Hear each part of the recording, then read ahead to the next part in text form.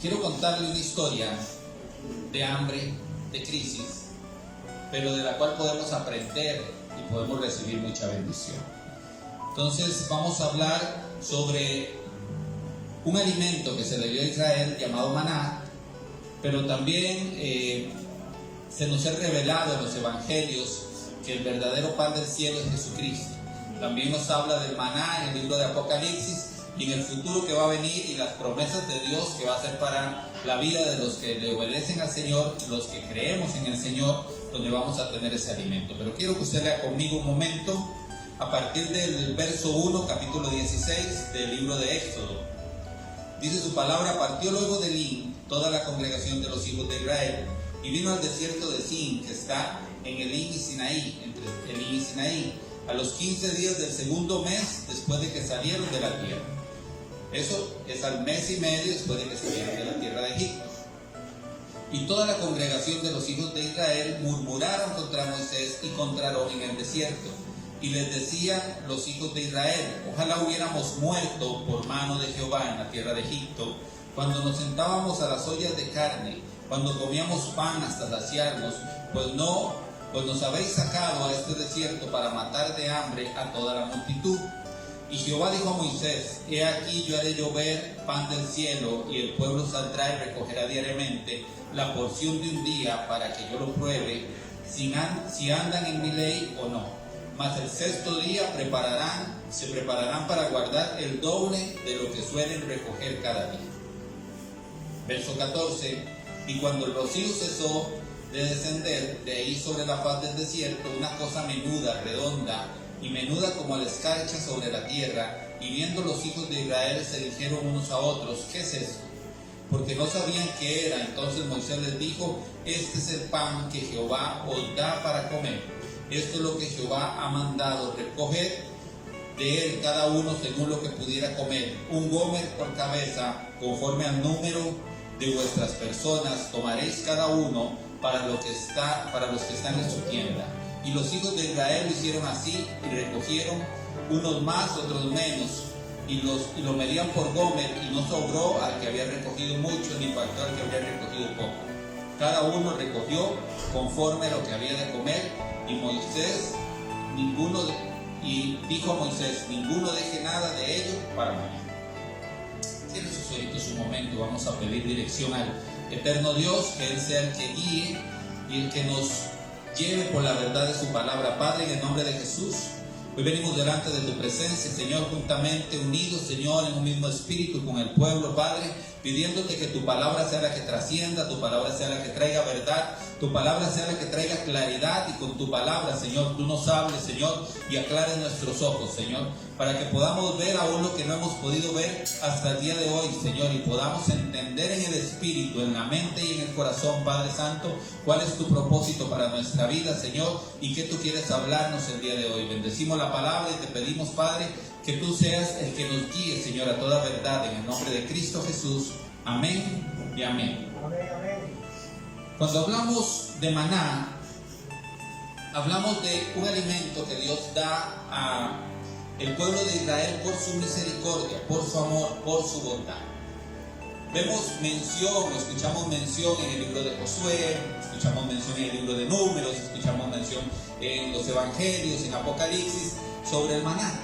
Pero muchas veces hemos hablado del maná como su palabra, como la oración, de muchas maneras. Esta mañana yo quiero que nosotros nos enfoquemos en la crisis que está viviendo su pueblo, en la crisis que está viviendo el pueblo de Israel, y que es aplicable a nosotros, a nuestra vida, porque siempre ha sido paralelo el pueblo de Israel con nosotros como pueblo de Dios también, pero como injertados en el olivo original, que era el pueblo de Israel.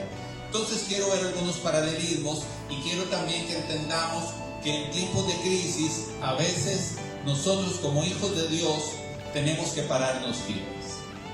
Y como les dije antes, es una historia de hambre y es una historia de crisis, es una historia de dificultad. El pueblo acaba de pasar por casi morir de sed. Recuerden que cuando salieron de Egipto, casi eran 2 millones de personas los que iban ahí. Y ellos acaban de pasar por un tiempo donde están en Mara, donde encuentran aguas amargas, hay un milagro de Dios, endulza las aguas, ellos pueden beber, pero ahora tienen hambre. Y cuando la crisis viene, entonces viene la dificultad con él, las peleas y las luchas en la mente. La dificultad en la mente del hombre, las peleas en la mente del hombre son las más fuertes.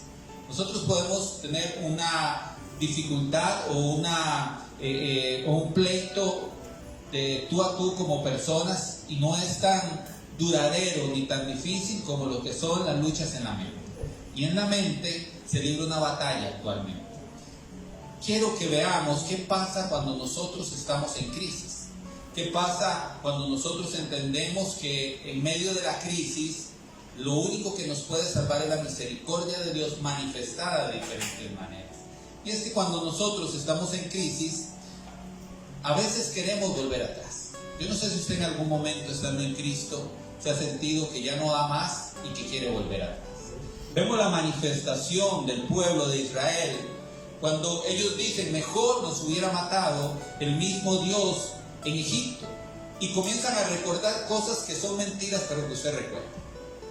Dice que ellos manifiestan, en Egipto teníamos olla de carne y comíamos pan hasta saciarnos.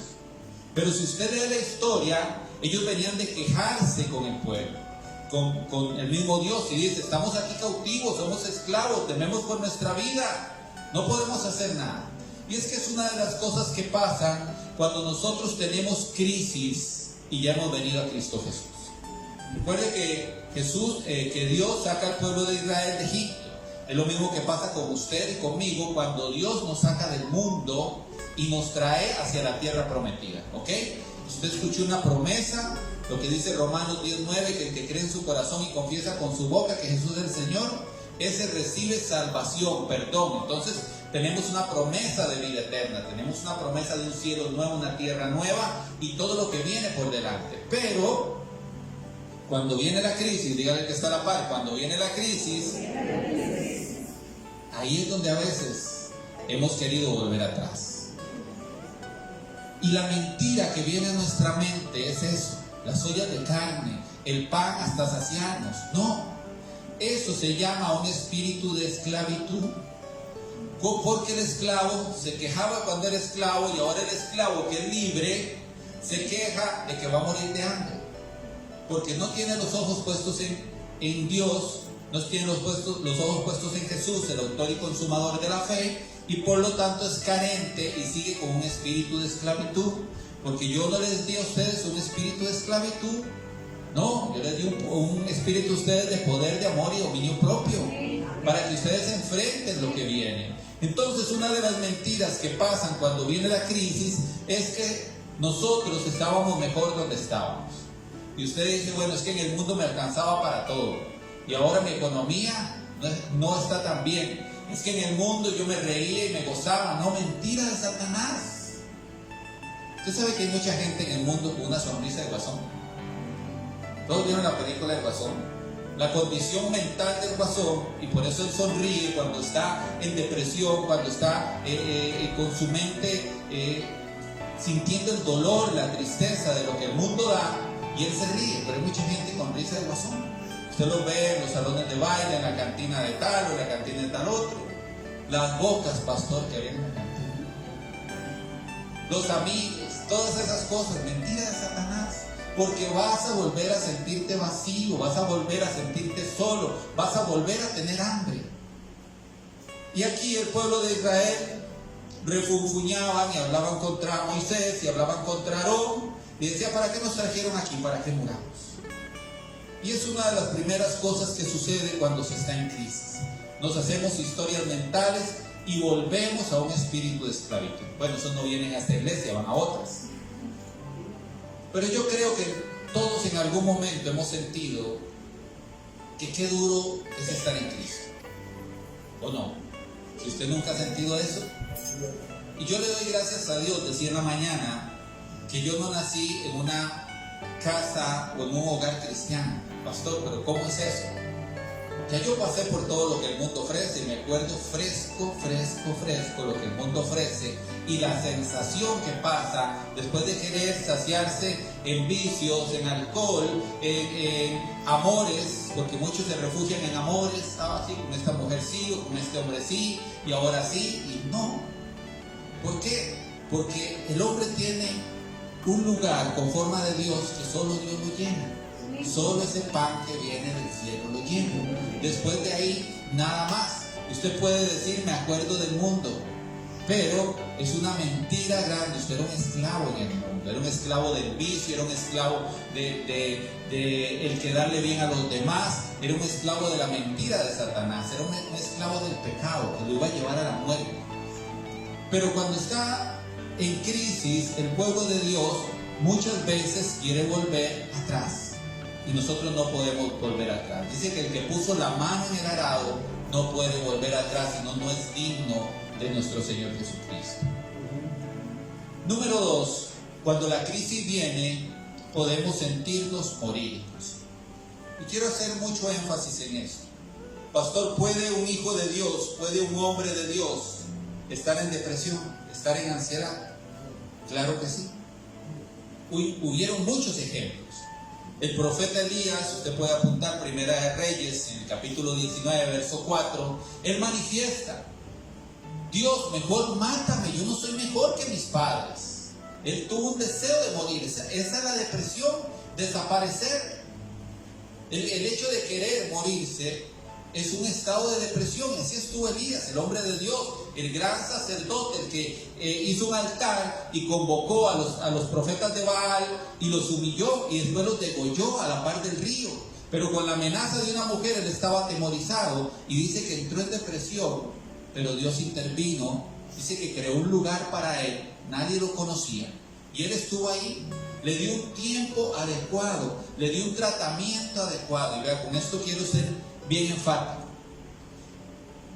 En los tiempos que vivimos, los jóvenes y algunos adultos están viviendo depresión, están viviendo ansiedad. Y tenemos que tener cuidado con esto. Necesitamos una intervención directa de Dios, pero también necesitamos hombres y mujeres de Dios que Dios ha puesto en esta tierra para ayudar. No se quede usted callado y no ignore a los hijos tampoco. Si los hijos necesitan una intervención, para eso hay consejeros, hay psicólogos, hay gente de Dios que puede ayudar, pero no se quede callado con eso. Yo tuve lamentablemente la oportunidad de participar o he tenido la angustia de participar en momentos donde jóvenes que no tenían aún que morir han muerto porque tomaron una decisión en medio de la depresión, en medio de la ansiedad. Eso es una dificultad existente aún en el pueblo de Dios. Y usted puede estar en Cristo Jesús, que su debilidad humana lo puede llevar a este estado. Así que si usted necesita ayuda, busque esa ayuda. A Job le pasó lo mismo y él deseó morir. Usted lo puede leer en Job 3:11. Jonás, un hombre, un profeta de Dios que había visto la mano de Dios operar y cumplirse muchas de sus profecías, dice que Jonás no quería ir a Nínive. Él no quería ir a dar el mensaje porque sabía que Dios era un Dios compasivo. Jonás, Dios lo manda vía express en ballena o en un gran pez, dice la palabra, y lo vomita en la playa. Entonces Jonás sale y no le queda de otra que empezar a proclamar: Nínive va a ser destruido, dentro de 3 días Nínive va a ser destruido. Él camina esos 3 días y se para en un asiento VIP, ahí en una loma, en un cerro, a ver cómo Dios destruye a la ciudad. Pero dice que ellos se arrepienten y ayunan y piden perdón y Dios les perdona, y eso es lo que no quería Jonás. Entonces él desea morir, dice la palabra. Él se mete en una depresión porque la palabra que él dio a 900,000 personas no se cumplió. ¿Y quién quedó en vergüenza? Él sentía que quedó en vergüenza. Dios le da un tratamiento bien lindo. Dicen los teólogos que Jonás era pelón.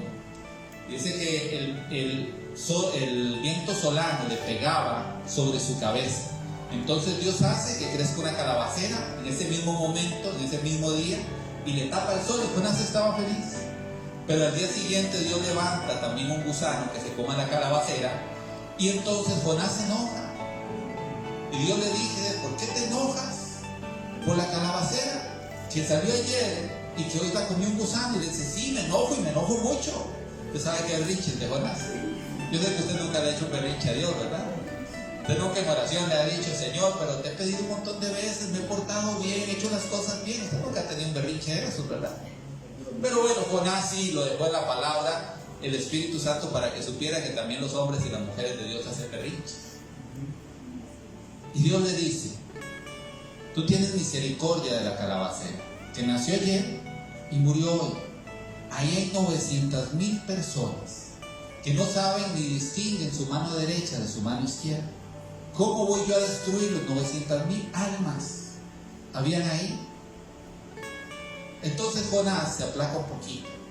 Pero hombres o mujeres de Dios muchas veces en el momento de crisis entran en depresión, entran en angustia, entran en planos que los hijos de Dios en la buena teoría no deberíamos de entrar, pero podemos entrar. Y es que la angustia y la crisis es una oportunidad, dependiendo cómo usted lo maneje. La situación de recuperación de mi esposa es una oportunidad para que usted aprenda o para que yo aprenda muchas cosas. Entonces, como les dije antes, he aprendido a planchar mejor, he aprendido a lavar mejor, he aprendido a cocinar mejor. Ha sido una oportunidad de vida, aunque usted pueda decir es una crisis. Y ya vamos a ver la importancia de nosotros aprovechar esas oportunidades que tenemos muchas veces en la crisis. Pero quiero ser bien enfático en este punto 2, que muchas veces cuando la crisis viene, nosotros podemos sentirnos morir, pero no vamos a morir si estamos en Cristo Jesús. Él prometió vida eterna para nosotros en Cristo Jesús. Amén. Cuando viene la crisis, como la crisis que tenía Israel, creemos que no hay una salida. Muchas veces nos encerramos y nos ahogamos en un vaso de agua, pero ahí está nuestro Señor con un plan maravilloso, y en el desierto no había que comer, pero del cielo llovió pan, y pan de los ángeles, dice el Salmo. Vea qué interesante, vea qué lindo, porque vea lo que Dios le da de comer a su pueblo en el desierto. Salmo 78, 24 al 25. Dice, e hizo llover sobre ellos maná para comer, y les dio comida del cielo.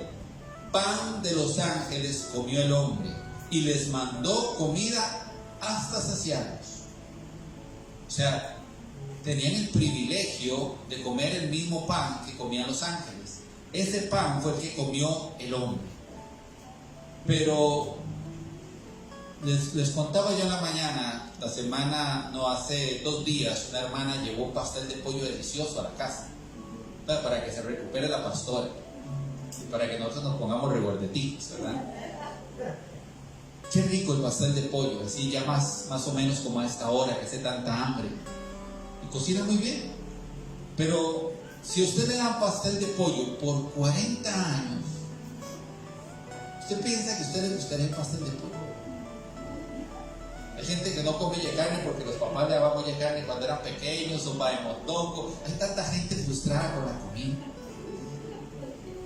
Yo no sé, pero si yo hago un censo aquí, ¿qué no come usted? Es muy probable que yo no como tal cosa, no como tal otra. ¿Por qué? Porque eso era lo que le daban cuando era pequeño. Pero fíjense qué interesante, Dios, el creador de todas las cosas, el que todo lo sabe, omnisciente, omnipotente y omnipresente, le da 40 años de comer al pueblo de Israel. Y le da lo mismo, pan del cielo. Seamos sinceros, ¿usted comería o se sentiría feliz de comer todos los días su plato favorito? Si a usted le gusta la lengua en salsa, si a usted le gusta el pollo a la plancha, 40 años. ¿No, verdad? Sin embargo, Dios lo hace con su pueblo. Hace llover pan del cielo. Yo me ponía a pensar en esa imagen. Acompáñenme un momento en su mente en esa imagen. Se cree que eran más o menos 2 millones de personas. Imagine un campamento en un desierto con 2 millones de gente. Vea que usted ha visto la sabana llena cuando se hacen campañas, llegan 100,000, 150,000 personas y usted dice, ¡qué montón de gente! Ahora 2 millones de personas. Y dice que Dios les dice, tómenlo en una medida, que era, ¿cuál era la medida que dice la palabra que tomaron? Un gomer. ¿Sabe cuánto es un gome? 2.2 litros, es una medida de capacidad. La tinaja tenía la capacidad para guardar 2.2 litros, aproximadamente 2 kilos de maná. Ahora imagínense, para estas personas, 2 millones, ¿cuánto maná tenía que descender? 4 millones de kilos de maná sobre el desierto. ¿Cómo se veía eso? Parecía que nevó, ¿verdad? Y diariamente, ¿cuánto maná en 40 años bajó del cielo para que ellos se alimentaran? Nada más imagínense esa escena. Todos los días salían de su tienda, recogían el maná. Habían 2 maneras de procesarlo. Lo hervían, dice, y hacían una masa que sabía como aceite fresco. O si no, lo molían como higos y lo hacían en tortas como pan. Y todos los días se comía el maná. Pero qué linda la enseñanza, porque dice que era como hojuelas, dice en el libro de Números, que eran del tamaño, y ya le voy a dar el texto, el aspecto del maná, Números 11, 6, 9, se lo leo textualmente. Pero ahora no tenemos apetito, dijeron, nada hay para nuestros ojos excepto este maná. Y el maná era como una semilla de cilantro, y su aspecto como el de bedelio blanco, y el pueblo iba, recogía, lo molía entre 2 piedras de molino, o lo machacaba en el mortero, lo hervía en el caldero, y hacía tortas con él, y tenía el sabor de tortas cocidas con aceite. Era, por 40 años, hermano, era una semilla, como del tamaño de una semilla de culantro, que la ha visto es muy pequeña, y todos los días tenía que recoger su porción. Todos los días de rodillas, todos los días recoger la porción, ni más ni menos. Incluso cuando ya alguien se excedía, el maná se descomponía, se podría, no servía, pero lo que era necesario era lo que tenían cada día. El proverbista Salomón, el hombre más sabio que ha existido, él le dice al Señor, no me des tampoco pan que yo caiga o que robe y caiga en pecado, ni tampoco me des tanto que yo piense que puedo sostenerme yo mismo. Entonces, dame lo necesario. Era una lección que se le repitió por 40 años, de rodillas todos los días buscando el pan del cielo. Recuerden que el maná en el Antiguo Testamento es sombra profética del mismo Jesucristo, porque Él lo explica en el Evangelio claramente. Ahorita les voy a dar los textos, que Él es el pan del cielo, el pan que Dios hizo descender del cielo para que nosotros comiéramos y fuéramos saciados. Pero cuando hablamos de la alimentación natural y hablamos del maná, ellos todos los días tenían que estar de rodillas tomando ese pan que venía del cielo. Y era algo impresionante. Yo me imagino que era como una nevada donde quedaba cierto nivel blanco ahí de esta semilla o de este maná que venía del cielo y que ellos recogían para comer todos los días de su vida durante el peregrinaje. Mientras estuvieron en el desierto, Dios tuvo cuidado. Dice su palabra que Dios hizo que su calzado no se desgastara, que su ropa tampoco se desgastara, que no tuvieran inflamaciones y que tampoco murieran en el desierto. Entonces, eso es misericordia, eso es apenas estar sostenido. Vemos el número 40 aquí, 40 años, que no siempre 40 significa que sean 40 años justos, sino 40 muchas veces significa un periodo de tiempo, un periodo largo de tiempo. Es un número muy representativo en la Biblia, y siempre que usted vea 40 va a significar un periodo largo de tiempo sobre algún proceso o sobre alguna cosa. Recuerde que el principal objetivo de Dios era que el pueblo aprendiera una lección y aprendiera a depender de él. Ahora, punto número 4. En la crisis nosotros vemos la misericordia de Dios cada día, y Jesús lo explica de una manera maravillosa en Mateo 6, 25 al 34, cuando Él dice, no os afanen por nada. Ustedes recuerden que cada día tiene su propio afán, no se afanen que van a comer, no se afanen por dónde van a dormir, y empieza a explicar que es más importante la vida que la comida, que es más importante muchas otras cosas en las que nosotros no ponemos entendimiento. Hay algo que a mí de verdad me llama mucho la atención. La palabra dice que nosotros somos pobres o no tenemos algo porque gastamos en lo que no es necesario. Nos afanamos en muchas cosas. Ay, es que el primo, la prima, la hermana, el hermano se compró una refrigeradora y yo quiero una como la de ella. Se compró una pantalla y yo quiero una como la de ella. Y entonces va, ay, que me aprobaron, eso es de Dios, me aprobaron el préstamo allá no voy a hacer publicidad porque nos estamos transmitiendo, en tal tienda me aprobaron el crédito. ¿Eso viene de Dios o no viene de Dios? Pastor, claro, se me abrieron puertas, Dios es el que abre puertas y nadie las puede cerrar. No. Dios le da una promesa a Abraham y le dice, tú vas a prestar y no vas a pedir prestado. Y nos afanamos por muchas cosas. ¿Cómo vivimos una sociedad afanada en este tiempo? ¿Cómo las redes sociales han agravado ese afán por tener posesiones que en verdad, en realidad no necesitamos muchas veces? El que tiene un carro que nunca le fallaba, pero ya son 5 años, 10 años de que lo tiene y es que ya quiero cambiar un carro más nuevo. Se compra un carro más nuevo y le falla todo, y el pico le sigue. Usted no consultó a Dios. Eso es importante. Tenemos que saber que lo que nosotros queremos hacer esté alineado a la voluntad de Dios. Y en medio de la crisis, ¿cómo cuesta eso, verdad? ¿Cómo cuesta entender que Dios es el que nos va a dar la dirección de qué hacer y qué no hacer? Pero en medio de la crisis vemos la misericordia de Dios. Y Jesús nos explica que nosotros en medio de la crisis tenemos que ver la misericordia de Dios y no afanarnos por nada. Pastor, es que ya tengo 25 años y no me he casado. No se afane por eso. No vaya a agarrar el primer patatúercas 50 porque usted piensa que ya, porque le va a dar palo toda la vida o hasta donde usted aguante. Gente que se afana por todo. Tenga paz. Dígale, el que está a la par, tenga paz. Tenemos que entender el propósito de Dios en nosotros, porque en medio de la crisis Dios tiene misericordia. En medio de la crisis que ellos tenían de alimento, Dios manda pan del cielo, algo milagroso, algo maravilloso. Número 5, quiero que esto usted lo atesore en su corazón. La crisis trae lecciones. Las lecciones me hacen crecer. ¿Cuántos se han alegrado de que haya venido una crisis a su vida? No, yo tampoco. Piensen que voy a levantar la mano. La crisis, muchas veces económica, muchas veces de salud, muchas veces de estima, porque hay crisis donde a nosotros mismos no nos valoramos, no nos paramos en la posición de hijos, sino que hay crisis de crisis. Y cada crisis trae una oportunidad. Pero vamos a aprovecharla si nosotros sabemos valorar lo que Dios nos está dando como una enseñanza. Si no lo sabemos, no vamos a aprovechar.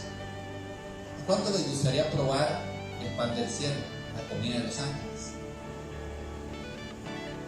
Ustedes tienen miedo de decir que sí. A mí me gustaría probar el maná del cielo, pero no por 40 años, totalmente de acuerdo. Oiga, vean, párese un momento en la verdad. Usted lee el libro de Apocalipsis y dice que los 24 ancianos dicen en su existencia: Santo, Santo, Santo, día y noche. Y que cuando nosotros estemos en el cielo vamos a adorar al Señor.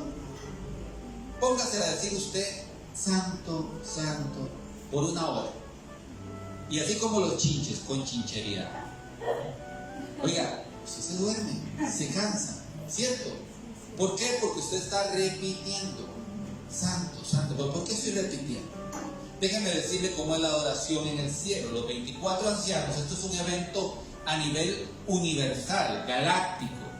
Los 24 ancianos que pueden ver toda la creación de Dios, cada vez que están en un lugar y ven algo nuevo de Dios, ellos manifiestan santo.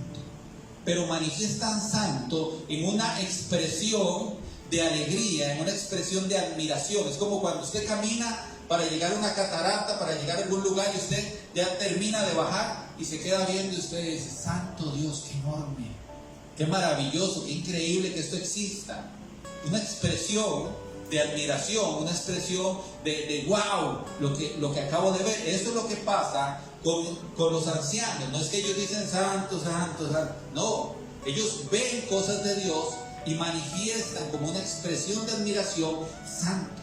Cuando nosotros seamos mudados en cuerpo celestial, en un cuerpo que no va a ser de carne y hueso, y podamos ver las maravillas de Dios, usted no va a tener problema con maravillarse de cada cosa que nosotros ni siquiera nos imaginamos. Ojo, cosas que ojo nunca vio y oído nunca oyó, eso vamos nosotros a descubrir en las galaxias, en otros universos, en otras constelaciones, en otros lugares, cosas maravillosas. Y entonces su adoración y mi adoración y el decir santo no va a ser simplemente porque tengo que decir santo, sino va a ser una expresión de admiración, de maravilla de lo que Dios es y de lo que voy conociendo de Dios. Cuando hablamos de maná en los tiempos de Israel, también hablamos de que el hombre se cansa, porque qué rico probar pan del cielo. Mira, este es el alimento de los ángeles, lo que salió de la boca de Dios. Pero no por 40 años, digo la amada Maya.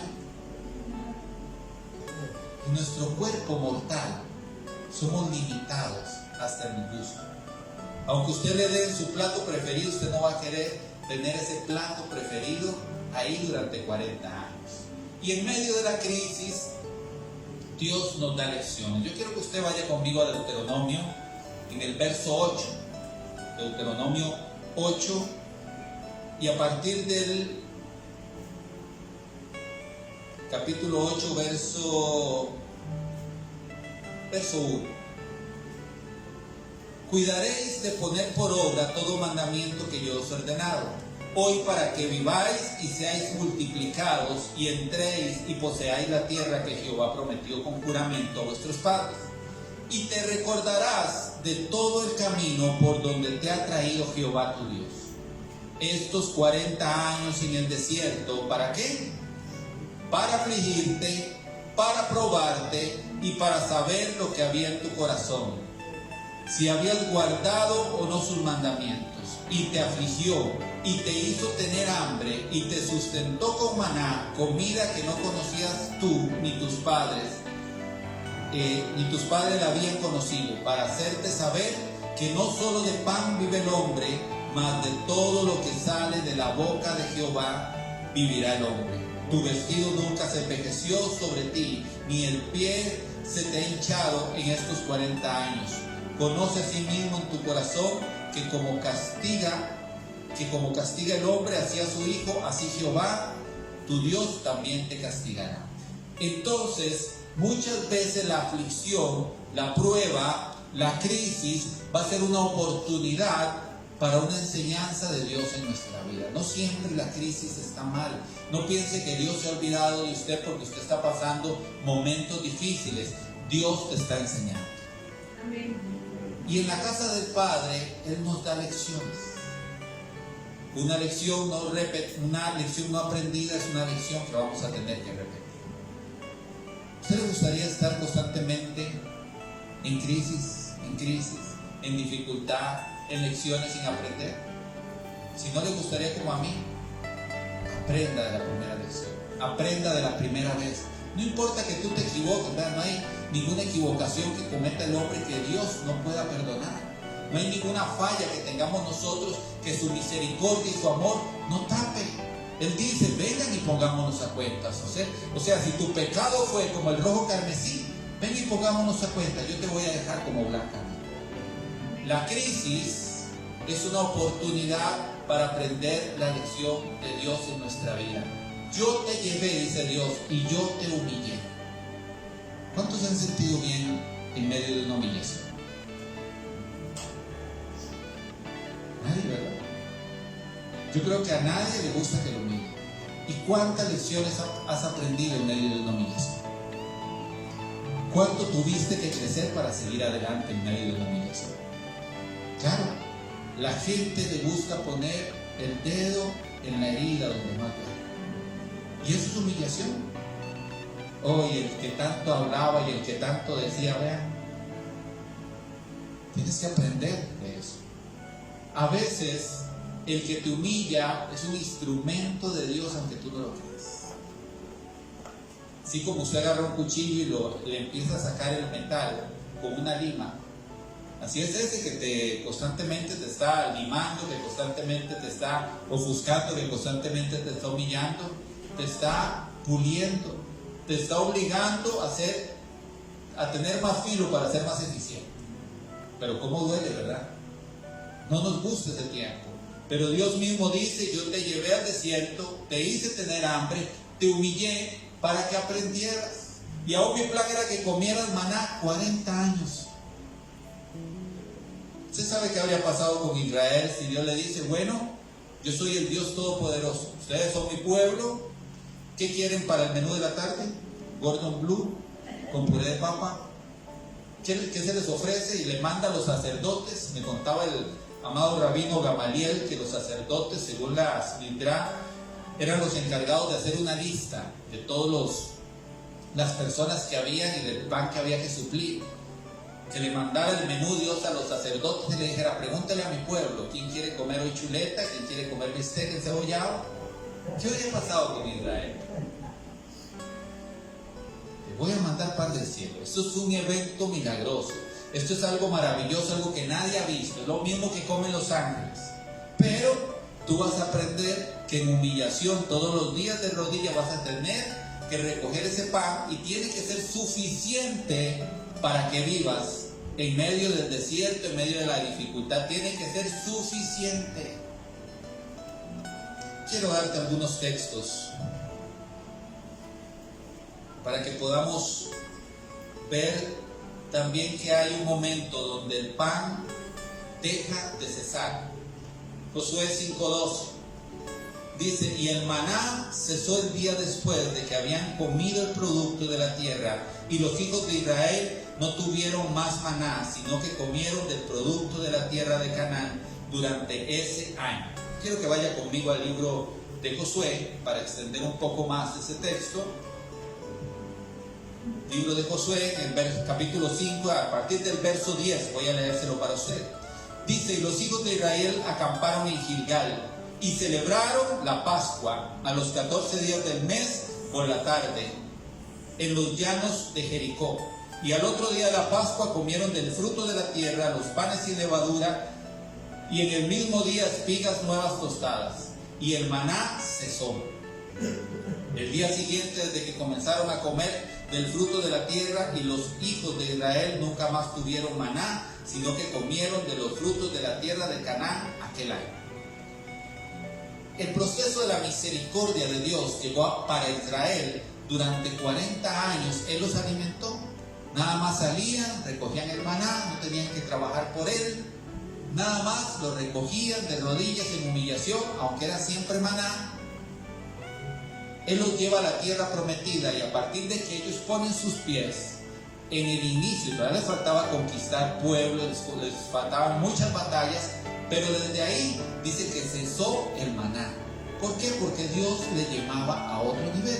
Y aún aquí hay una revelación. Dice que ellos celebraron ¿qué? La Pascua. La Pascua es símbolo, y el Cordero Pascual es símbolo ¿de qué?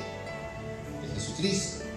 Jesucristo como el que iba a pagar por nuestros pecados, y el nuevo maná, o el maná, entendido desde la parte espiritual, que iba a recibir su pueblo, ya no solo Israel, sino todos nosotros como su pueblo, el pueblo de Dios completo, a Jesucristo. Entonces ellos celebran la Pascua y comen de las primeras espigas, dice, tostadas. Ahora van a dejar de depender de lo que yo hago bajar del cielo, y van a tener ustedes que empezar a buscar su alimento. Están en la tierra prometida, van a empezar a tener sus luchas, sus conquistas. Yo voy a estar con ustedes mientras ustedes obedezcan. Porque recuerde que cada vez que le hacían caso a Dios, ellos ganaban. Pero cada vez que no le hacían caso a Dios, ellos perdían. Ahora ya no va a descender maná del cielo, va a estar en un gomer de oro guardado ahí en el arca de la alianza como un recuerdo de cuando Dios alimentó a Israel en el desierto. Pero a ustedes les toca hacer que la tierra prometida dé fruto, y mucho fruto. Esto es un proceso en la vida de nosotros como hijos de Dios. Llegamos a Cristo, tenemos crisis, nos queremos devolver, tenemos crisis, a veces aún estando en Cristo tenemos momentos de ansiedad, momentos difíciles con los hijos, nosotros mismos como personas. Ahora se le llaman o se le da un término a la nueva generación, la generación de cristal, que a muchos no les gusta. Es porque muchos de nosotros nos criaron diferente. Ya a las nuevas generaciones tal vez son más fáciles de que se ofendan, son más fáciles de que mentalmente las luchas son más difíciles para ellos, y muchas cosas que han pasado, por lo cual se dice que es la generación de cristal. Para muchos es ofensivo esto, porque se sienten fuertes, se sienten que van para adelante, pero estamos viendo un aumento. Hace poco estaba viendo una estadística y es increíble, un 32% el aumento de atención a personas con depresión y jóvenes con depresión. Es una enfermedad, es real, es una puerta que Satanás está usando para poner luchas en la mente, sí, y nosotros tenemos que saber pelear esas batallas, tenemos que saber renovarnos en el espíritu de nuestra mente, porque no es solamente pelear en oración, sino también trabajar en esa parte mental para poder ayudar. Recuerde que el mismo Jesús trabajó en esta parte mental. Cuando a un judío se le prohibía totalmente tocar a alguien que tenía lepra, cuando el leproso viene a él, Jesús no solamente lo sana, sino lo toca. Cuando él lo toca, no solamente sana su cuerpo, sino también sana su alma. ¿Cuánto tiempo tenía este hombre de que nadie se rozaba con él? La gente que padecía lepra tenía que llevar una campana y decir: soy leproso, y no podían caminar por los mismos caminos de los demás, tenían que apartarse. Ahora el maestro se fija en él. El maestro le dice: yo quiero sanarte, pero no solamente eso, sino que el maestro viene y le toca. ¿Para qué le toca? Para sanar. Y muchas veces nosotros tenemos que saber que un abrazo, que un acompañamiento a nuestros hijos, que un escuchar a nuestros hijos. Vea, papás, yo les recomiendo algo, de verdad, de todo corazón. Cuando su hijo se abra a hablarle a usted solamente ponga atención. No le diga: esto está mal, esto está bien, usted debería hacer el otro. Cierre la boca. Deje que su hijo suelte todo lo que tiene. Sea más empático con él. Los papás cometemos errores grandes. Que el chiquillo dice: es que estaba con tal persona. ¿Y por qué usted estaba ahí? ¿Qué estaba haciendo usted? ¿Y por qué usted se junta con esa gente? Cortaste la libertad que tenía esa persona, o ese joven, ese niño que ya de por sí le había costado soltarse a confesarte o a decirte algo, a compartirte algo, y usted lo que hizo fue regañarlo. Ah, no, yo lo reprendo, eso es mentira de Satanás. Déjelo que hable. Después usted ora por él, después usted le da un consejo. Déjelo que hable, escúchelo, acompáñelo, abrácelo. ¿Sabe qué he visto? Hombres metidos en depresión.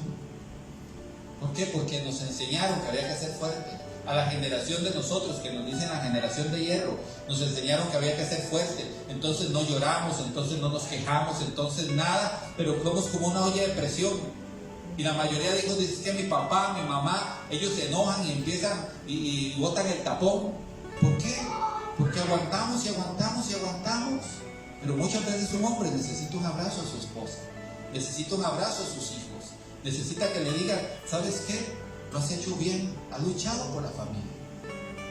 Y en medio de la crisis necesitamos eso más que nunca. Y es muy importante que nosotros tengamos como hijos de Dios entendido que Dios no solamente trabaja en la parte espiritual, sino también trabaja en la parte mental de nosotros, trabaja en nuestra alma. El mismo Jesús le dice: ustedes no se afanen por nada, dejen de meterse ustedes en ansiedad y en depresión. Dios tiene el control de todo, no cae un solo pajarillo al suelo sin que yo lo permita. Pero ¿qué hacemos nosotros como hijos de Dios? Muchas veces hostigamos a los hijos, hostigamos a la esposa, hostigamos al esposo. Comprendamos, amemos más, abracemos más. Es necesario en los tiempos que vivimos. Satanás nos está bombardeando de muchas maneras. Allá está el adulto mayor o la adulta mayor en una esquina. Nadie le habla, nadie la toca, nadie lo toca, nadie lo toma en cuenta. Qué viejillo más necio, dice. Debería de aprovechar la sabiduría de esa mujer, de ese hombre, y debería de honrar esas canas, ese tiempo que dio a sus hijos, a sus nietos, a todos esos.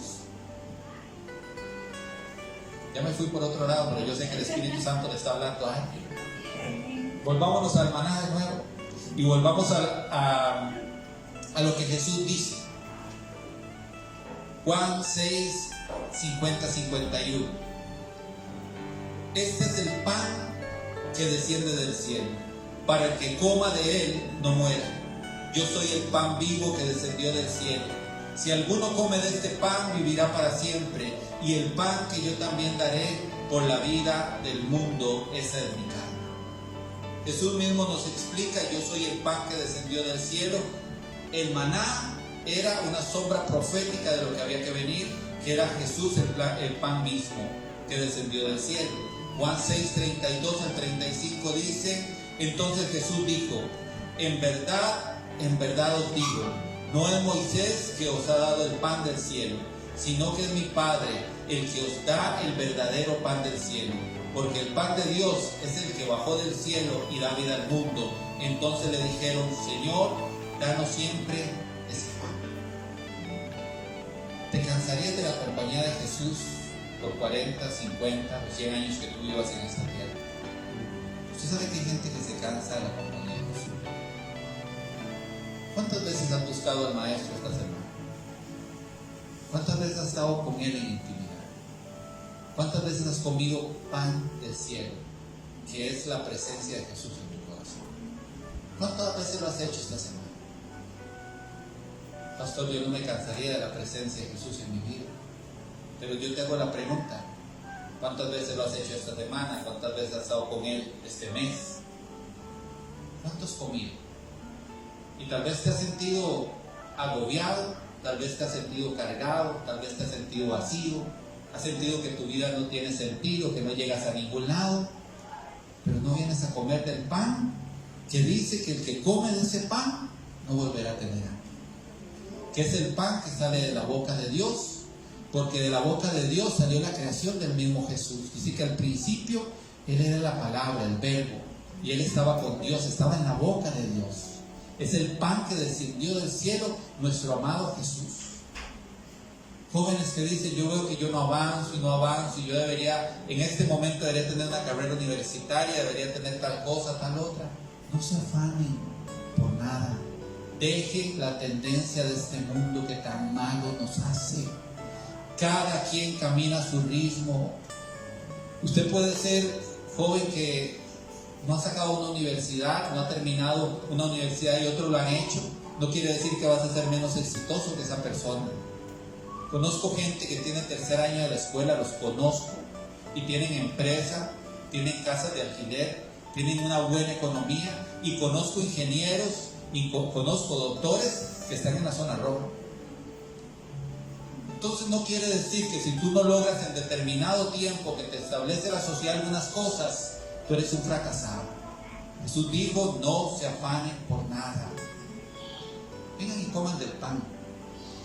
Qué lindo cuando usted tiene un refrescamiento. Qué lindo cuando usted tiene un aceite nuevo sobre su cabeza. Qué lindo cuando le vuelve la alegría. Cuando usted dice: me siento lleno, me siento pleno. No porque haya comido nada natural, pero tuve una relación cercana con mi amado. El profeta dice: tú me sedujiste, fuiste más fuerte que yo, me enamoraste. Yo imagino ese momento tan maravilloso donde usted no le importa nada, solamente estar con Él, solamente comer de ese pan que descendió del cielo, de esa palabra. Pero ¿cuántas veces has abierto tu Biblia esta semana? ¿Cuántas veces has comido de la palabra? ¿Cuántas veces te has acercado al corazón de Dios esta semana?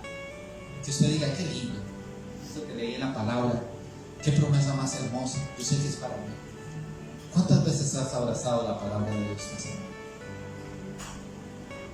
Sin embargo, hay un vacío en muchos de nosotros. ¿Y tú sabes dónde se puede llenar? Tú sabes que si ahora tienes que almorzar, vas a buscar un restaurante, vas a tu casa o a algún lugar y comes. Pero eso tal vez no te va a dejar saciado. La presencia de Dios en tu vida, ese acercamiento a Jesucristo va a saciar y va a llenar cada rincón de tu corazón. Porque seguimos teniendo un lugar en nuestro corazón con forma de Dios que solo Dios lo llena. El pan que viene del cielo y que promete Apocalipsis 2:17, quiero leérselo. El que tiene oído para oír, oiga lo que el Espíritu dice a las iglesias. Al vencedor le daré del maná escondido, y le daré una piedrecita blanca, y grabado en la piedrecita un nombre nuevo, en el cual nadie conoce sino aquel que lo recibe. Te van a cambiar el nombre. Te van a dar una piedrecita blanca. Espiritualmente vas a entender que vas a tener un nombre diferente. Tu nombre va a ir de la mano con lo que tú eres, con la identidad de Dios en tu vida. Usted sabe que los nombres marcan una identidad. En algunas ocasiones les he dicho, averiguo qué significa su nombre. Mi nombre es Rafael Ángel. Rafael, el amado de Dios, y ángel, mensajero, el ángel que lleva el mensaje, o el amado de Dios que lleva el mensaje. ¿Cuál es tu nombre? ¿De dónde viene tu nombre? ¿Qué significa tu nombre? Porque cada vez que alguien te llama por tu nombre, está activando lo que hay en ti. Conozco una señora que se llama Mara. Mara es amarga, y lamentablemente su vida ha sido amarga. Cada vez que hablan tu nombre, por eso cuando usted vaya a tener un niño, tenga mucho cuidado cuál va a ser su nombre, porque esa va a ser una declaración que va a estar diaria y de constante sobre esa persona. Pero a nosotros se nos va a cambiar el nombre. Nuestra identidad va a ser otra, pero dice, y les daré de comer el maná escondido, ese que va a sustentar en la eternidad nuestro cuerpo celestial. Esta es una promesa para el futuro. Tenemos una historia de hambre, una historia de crisis desde el Éxodo que podemos traer como una enseñanza a nuestra vida. Cuando estamos en crisis hay cosas que suceden, que sentimos, es normal, tenemos que tener cuidado con eso. Les dije 5 puntos por lo menos. Les dije que hay un propósito dentro de la crisis y entendemos que por su palabra Él siempre va a tener misericordia y va a mandar pan del cielo. Yo no sé para usted qué es pan del cielo. Para mí el pan del cielo que Jesús manda es que muchas veces en momentos de crisis Dios manda un ángel con algo para tu vida. Dios manda un ángel con una palabra, Dios manda un ángel con una semilla, Dios manda un ángel de muchas maneras. Pero sabes que es Dios usando como instrumento a ese que trae la semilla. Dice que Elías, cuando estaba en depresión, Dios lo escondió y dice que le mandaba el sustento. Y aún le envió un ángel que le dijo: bueno, Elías, ya es tiempo. Está bien, descansaste, come pan, toma agua, porque la cosa no se ha terminado aquí, lo estoy parafraseando. Porque largo camino te queda por delante. Y a nosotros largo camino nos queda por delante. El maná del cielo hecho hombre, Jesucristo, nosotros lo hemos recibido por fe, creemos en Él y tenemos que vivir en Él y comer todos los días de la relación con Él. Decía desde Washington que usted tenía que dejar sus zapatos bien adentro debajo de su cama para que cada día que usted amanezca de rodillas y recuerde que tiene que darle gracias a Dios, recuerde que tiene que buscar la presencia de Dios. Pero nos olvidamos, somos tan olvidadizos de eso. Salimos corriendo para el trabajo, salimos corriendo por el compromiso, por la cita, salimos corriendo por lo que sea, y a todos le tenemos que quedar bien. Y si tengo tiempo, busco de Dios. 40 años de rodillas buscando el pan del cielo para que aprendan. Le pasó a Israel y lo dejan como una historia para que nosotros lo entendamos sin tener que estar 40 años de rodillas por obligación y estemos toda nuestra vida de rodillas cada día buscando el pan del cielo. Amén. Póngase sobre sus pies, vamos a orar. Estoy portando bien y tratando de terminar a tiempo. Pero de verdad te digo, atesora en tu corazón, en medio de la crisis, en medio de la dificultad, en medio del hambre, van a haber momentos donde tú vas a tener que estar bien apercibido. Padres, de verdad les digo, cuiden de sus hijos, cuiden de las situaciones que están pasando, cuiden mujeres a sus esposos, a sus esposas, y no piensen que porque somos llamados a una generación de hierro, no somos gente que no necesitamos. A veces hay gente que ha esperado 50 años para poder llorar. Hay gente que ha esperado 60 años para poder llorar delante de la presencia de Dios, porque siempre se ha tenido que mantener inmutable. Pero sabes, Jesús siendo el más valiente de los valientes, porque si a usted le hubieran dicho o hubiera sabido que iban a clavar sus manos, que le iban a poner una corona de espinas que se le iba a enterrar en su cara hasta de 1 pulgada de largo, que iba a recibir azotes con un látigo romano, que se componían de tiras de cuero con pedazos de hueso, pedazos de vidrio que arrancaban la carne. Si a usted le hubieran dicho que usted iba a pasar eso, ni usted ni yo lo hubiéramos pasado. Y Jesús, siendo el hombre más valiente, sabiendo que iba a pasar eso, dice, y Jesús lloró. Si Él lloró, siendo perfecto hombre y perfecto Dios, ¿por qué nosotros no vamos a tener el derecho de decir, Padre, tengo temor, Padre, hay dificultad en mi vida, Dios, tengo falta de fe? La palabra dice que si a alguno le falta esa fe, Dios se la va a dar, Dios se la puede dar. Todo lo que tú necesites, sabiduría, Dios la va a sustentar. Todo lo que tú necesites viene de ese pan del cielo que es Jesucristo. Cierra tus ojos un momento. Luego me decía el Espíritu Santo en la mañana, ore para que el pueblo sea refrescado, para que el pueblo sienta aceite sobre su cabeza, para que el pueblo tenga un vino nuevo. No dejes que en medio de la crisis el enemigo diga que estabas mejor en Egipto, que estabas mejor en ese lugar de esclavitud, porque eras un esclavo. Y aunque recuerdes algunas cosas que te parecían buenas, tu vida iba a terminar en muerte, y en muerte de esclavitud, y te ibas a perder. Tuviste un llamado a salir de Egipto, y aunque tal vez estés pasando por el desierto, recuerda que Jesús te va a sustentar. Recuerda que Dios va a enviar ese pan del cielo para que tu hambre sea saciada. Padre, yo oro, Señor, por tu iglesia, por tus hijos, Señor. Oro por hombres y mujeres, Señor, que han determinado en su corazón, Padre, creerte a ti. Oro, Señor, aún por los que nos ven por la transmisión, Padre Santo, Señor, para que tú traigas aceite fresco sobre su cabeza. Una unción, Padre Santo, que les recuerde que tienen propósito en la vida, Señor. Que tienen propósito dentro de tu plan, Señor. Oro, Padre Santo, Señor, por vino nuevo que traiga gozo, Señor.